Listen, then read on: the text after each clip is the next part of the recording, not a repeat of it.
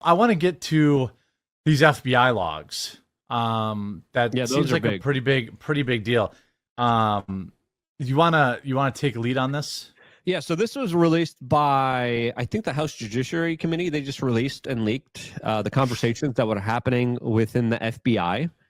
And they revealed a bigger, sinister nature to the FBI than previously thought was believed to be at hand before this. They uncovered how these FBI agents knew for 100% certainty that the Hunter laptop Biden story was real. Yes. They knew that the laptop was real.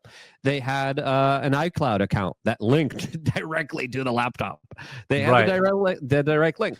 An agent was talking to Twitter about this, and she was like, yeah, it's real.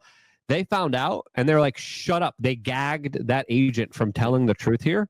That agent allegedly was insubordinate and wouldn't shut her mouth. So they forcefully, legally gagged this person to speak. Control yourself. Sorry. Keep it in the pants there. All right. Before you get me too'd. Yeah.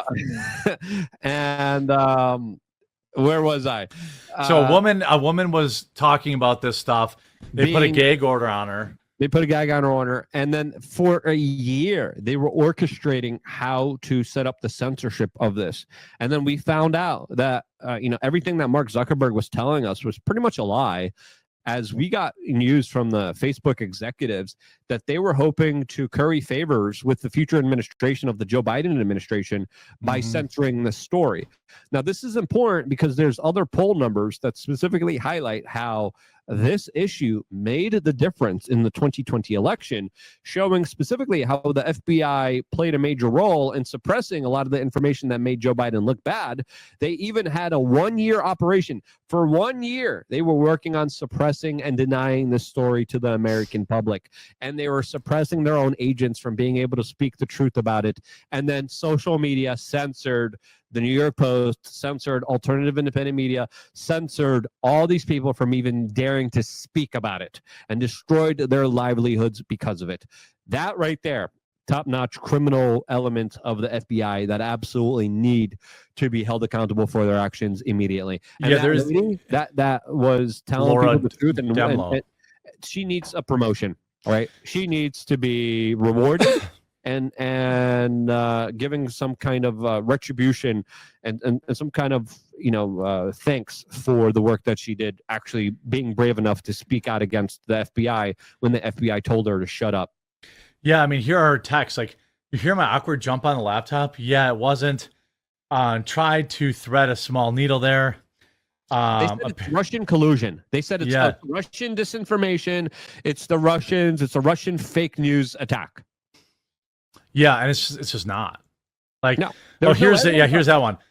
Nobody authorized comment. Yeah. So they're yelling at her for commenting on it. There was 51 intel agents, including John Bolton himself, that came out and wrote a letter saying, yeah, this is Russian fake news. Yeah. It says Twitter is treating it as disinformation. I'm guessing you already shared the election crimes pre-release with Twitter. I'm assuming that this is where they're talking about blocking it on Twitter. Anyone discussing that New York Post article on the Bidens? Yes, we are. Confirmed an active investigation. No further comment. Actually, what kind of case is a laptop thing?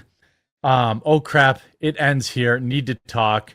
We cannot comment. That's Elvis Chan. And by the way, if you remember Elvis Chan, I believe, is the San Francisco FBI officer who got caught working in the Twitter files.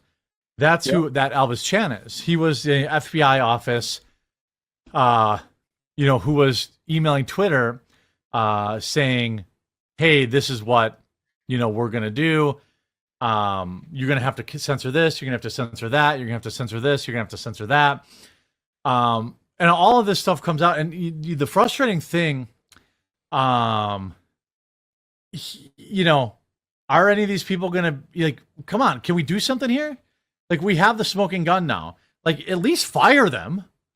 Like, can we at least fire these people? Like, This is a criminal enterprise that meddled in our elections through our federal tax dollars. This is a federal police department using their law apparatuses to silence news, journalism, to silence actual truth from the American public. That right there, that's next level criminality.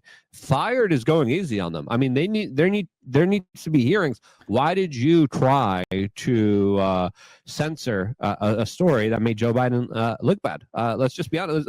Was it Joe Biden that was calling the shots here? Who was? Was it Hunter Biden? While they were at the same time raiding the personal home of Donald Trump. Okay. Yeah, I mean, it says, I recall when the question came up, an intelligence analyst assigned to the Criminal Investigation Division said something to the effect of, yes, a laptop is real. And then I believe it was an OGC attorney assigned to the FITF stepped in and said, nah, we will have no further comment. Yeah, you're gonna shut the fuck up. Yeah, this is what they said. Yeah. Somebody from Twitter essentially asked whether the laptop was real, and one of the FBI folks who was on the call did confirm that it was real, before another participant simply jumped in and said, no. Yep. Cannot. Sorry, just kidding.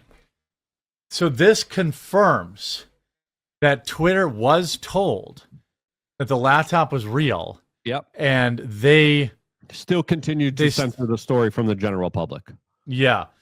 They're still blaming the public. It's wild to me. The FBI, I think, like, it is fair, for us to give them some time to go through this stuff. It's, Elvis Chan is still in the FBI, got a promotion. I totally believe you. Yeah. I gotta be honest. I totally believe that that's true. I completely believe you that that's the case.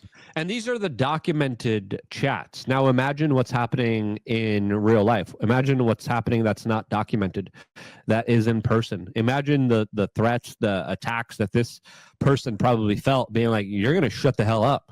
Right. Because, this is what they publicly knew was recorded as a record. Imagine the levels of duplicity and criminality that was happening behind the scenes here in real life. Look at this. They have a gag order. Have you admonished them? Yeah, but he won't shut up. Like, they're saying, like, hey, we have people inside the FBI are trying to do the right thing, but they won't, but, we can't stop them. So apparently there are some good ones in the FBI. That get silenced and suppressed, and then sadly never were able to come out and never were able to get this story out there to the general public. Yeah, it's a real shame. I don't know. I mean, I guess we got to give Cash some time, right? I think we got to give him a couple months, I think, to, try and get to the bottom of this. Who knows how many bad actors are still in there, too? Like, by the way, it's now been, it's been another couple weeks since Alex Jones said they had 14 terabytes of files. Yep. And that the FBI was working overtime to redact things and put stuff out. Yep. Donald Trump's been president for 3 months now. We have nothing. Absolutely nothing. Yep. And Kash Patel's been the head of the FBI for a month, 2 months since he's been sworn in. Yeah, they waited for his appointment the longest. But we have nothing. We have nothing. We have photo ops from Kash Patel about America's Most Wanted arrests. I know that not everybody cares about the Epstein files as much as you and I do. Yeah, but it's the principle of it. They said they were going to release them. The principle of it's about the rule. It's not just about the rule of law. It's about who holds the cards in Washington, D.C., Hollywood, Silicon Valley. It's the most powerful players who have this extortion material that are still able to wield and use them against Donald Trump. Donald Trump still is not safe. Everything he wants to accomplish is still in jeopardy.